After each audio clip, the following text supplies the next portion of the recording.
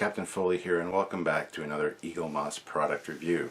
I've got some of these Star Trek Universe ships, some Picard ships, and we're going to be taking a look at those right now. Well, one today specifically. And we'll start off with the Hero ship, for better or for worse. We got the La Sirena here. And I gotta say, the boxes for these are really nice. Eaglemoss keeps upping their box game as far as I'm concerned. I do like the little cutout here with the different ships. Great shot of the ship on it. Like I said, these are display pieces on their own, so if you don't have room to display both the box and the ship and you just want to keep them in the box, you can display them on a shelf.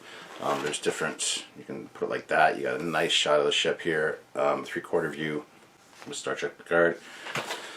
On the side for easy referencing, if you do want to store the boxes, you've got the name of the ship there, which is also super great.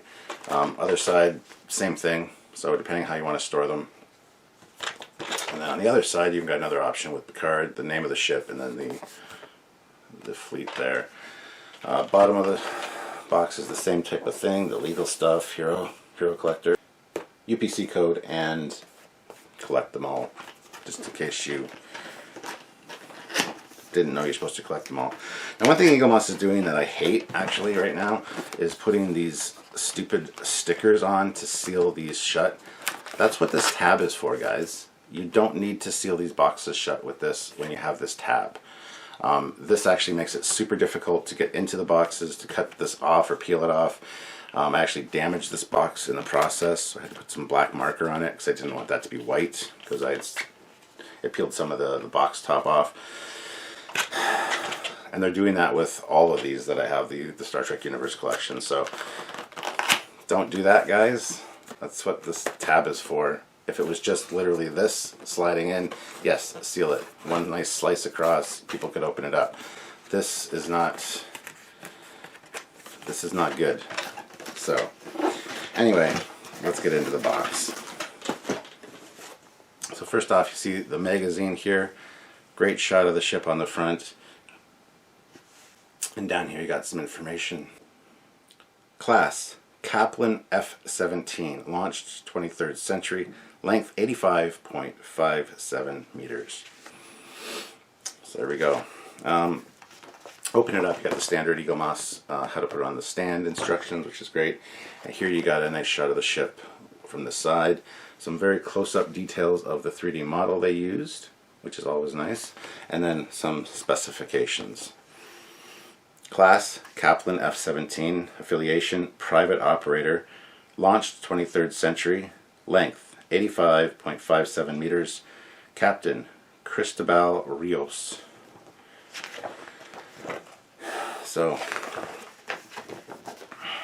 open it up. Again, some really great shots of the ships. These magazines do a really good job. Eaglemoss does a really good job with these. So Rios' ship was small, fast, maneuverable, and capable of undertaking a wide range of missions. La Sirena was a mid-sized vessel designed to be operated with a crew of half a dozen or so. So, small little ship. Next page, I always love these, is full orthos of the ship. So top, back, side, some detail shots. No specifications or writing on this at all, which is odd. They usually have something there, but that's okay.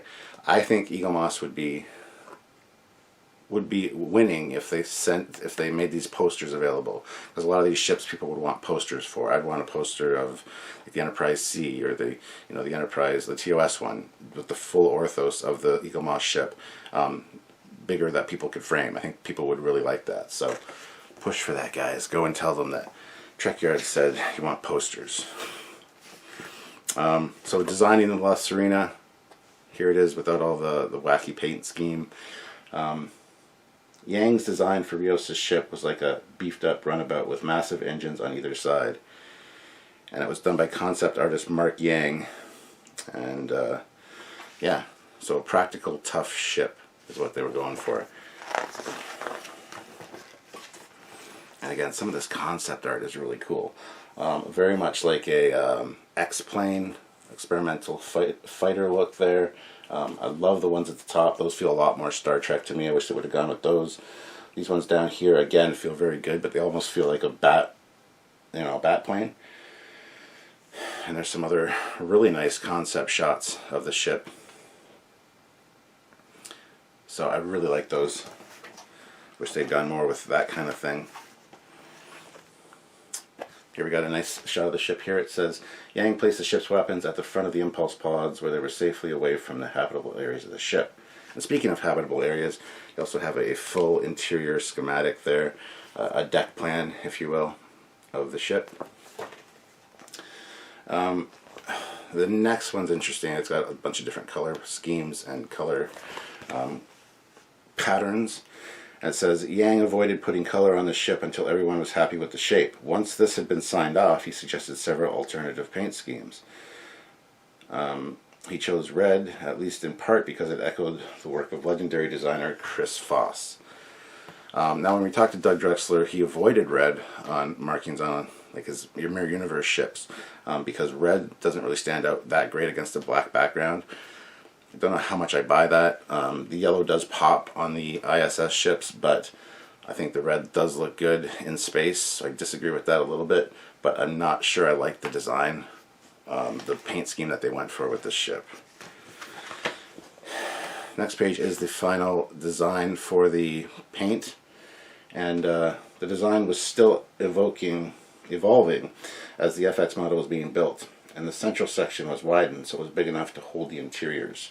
They actually had to modify the exterior of the ship to match the interior, which is great, because a lot of times Star Trek ships kind of forget that.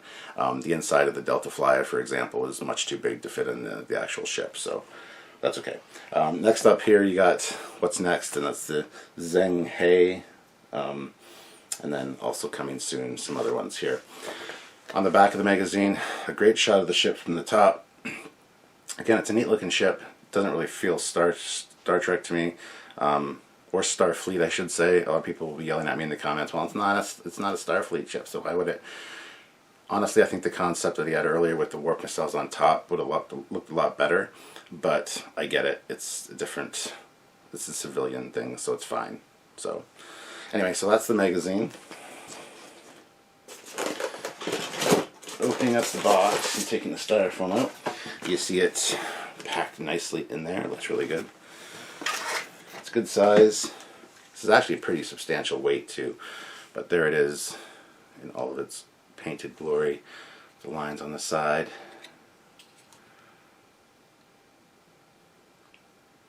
Nice little engine details at the back with the blue. That's really nice. So let's just get into it. Let's take a look. Let's start at the front here with the canopy, the cockpit. Excuse me. So it's blacked out, but you got a lot of good details there. You got the La Serena little symbol on the side, and actually the paint detail is really nice on this one. It really pops. Plus you got a lot of little greeblies and things, some yellow markings. Moving to the side pods here. Again, on the sides you got some interesting paint scheme. I do like the white lines. It looks very Van Halen-esque, as people have pointed out, like the guitar, but it is cool. Should we point out that the inside of those are just black. They just have like greeblies in there, and the whole bottom of the ship is like that as well. Now, going to the bottom for a second, you can actually see the landing gear. The landing gear are right here. There's one on the back and one on the front on each side, which is nice. They obviously need to retract down to work, but still very cool. I didn't even know that those were there. So more detail on the bottom. Right here you got the white line there, some more white lines back here. So not a lot of super great paint detail on the bottom, but a lot of greebly stuff and little things like that. Flipping it back over again, going to the center of the ship. Again, some really nice line work and weathering. It's got some black weathering there, and it looks really good. It looks real, like a very realistic paint job. Moving down to the side here, you got some black squares. So I'm not sure what those are exactly, but it looks really cool. Moving to the, I guess, the warp engine pods, or the nacelles. Again, more markings like that. The front has a little bit of a vent detail, and then the back has like a blue detail. So I wish they were more. I wish there was more like blue warp chiller grill elements, but it is what it is. The bottom has a different markings. It has different markings, and of course the top does. But neat nonetheless. Now the back is interesting with these prongs. There's the two on the top there, and then two on the bottom. And if you move around to the back, there's a lot of detail in there. Like I said, there's a lot of blue elements. Center part almost looks like it could be a torpedo launcher or something, or weapon emitters, which you've never actually seen fire, I don't think. So, but the back has a lot of really impressive details. So, this thing, like I said, is pretty substantial weight-wise. The top is metal. You can tell the bottom is plastic. But overall, it's got a good weight. It's got a good look. If you're like the La Sirena, this is a fantastic model to get. I'd give it a really high rating from Eaglemoss. This one they really took a lot of time and care into, which is great. So, if it's your ship, there you go. Enjoy it. Order it because it's really great. If you want to use the discount code at the bottom of the screen there, in the description there's a link. Click that link, head on over to Eaglemoss so they know where the traffic's coming from, and then use discount code TrekYards10 to save yourself some money off this and whatever else you order. So anyway, that's it for La Sirena. We're going to go take a look at it on the stand now and look at, give it that last little showroom turn, its runway appearance. So let's head on over there. I always like flying the ships over there. It's always so much fun. Alright guys, here she is, rotating. Again, a lot of really nice detail on this one. Eaglemoss kind of went all out for this Picard hero ship. And I gotta give them props for that. That's actually pretty cool. Like some really interesting, intricate details on this thing. As much as I'm not a fan of the ship, really, it is a fantastic model. Eaglemoss really hit it out of the park with this one. So if you are a fan of La Sirena or Picard, this ship is for you guys. This is awesome. Now it's one of those ones you can put on a low shelf and looks fantastic. So many great angles and views of this thing. So it definitely works on a lower shelf. On an eye level shelf, kind of loses a little bit of the look from the side for sure.